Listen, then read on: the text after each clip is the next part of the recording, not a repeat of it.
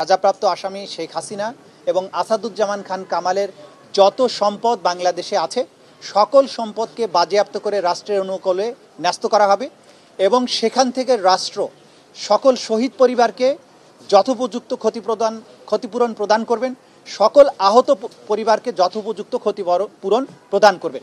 এটা হচ্ছে ক্ষতিপূরণের ব্যাপারে আদেশ। যে আমরা ইতিমধ্যেই বলেছি যে দুজন আসামি পলাতক রয়েছেন তাদেরকে ফিরিয়ে আনার ব্যাপারে রাষ্ট্র দুই ধরনের পদক্ষেপ নিতে পারেন।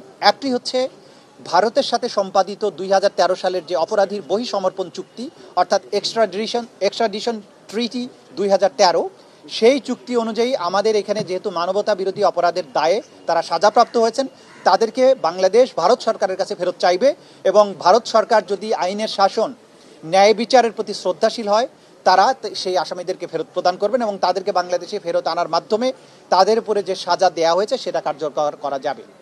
দ্বিতীয় যে প্রক্রিয়া আছে সেটি হচ্ছে যে ইন্টারপোলের মাধ্যমে, যেহেতু একটি বাংলাদেশের একটা ট্রাইব্যুনাল থেকে উপযুক্ত আদালতের থেকে তাদের মৃত্যুদণ্ড প্রদান করা হয়েছে, তাদেরকে ইন্টারপোলের মাধ্যমে গ্রেপ্তার করে বাংলাদেশে এনে সেই সাজা কার্যকর করা যেতে পারে। এই ব্যাপারে বাংলাদেশের স্বরাষ্ট্র মন্ত্রণালয়, পররাষ্ট্র মন্ত্রণালয় সম্মিলিতভাবে প্রয়োজনীয় ব্যবস্থা গ্রহণ করবেন।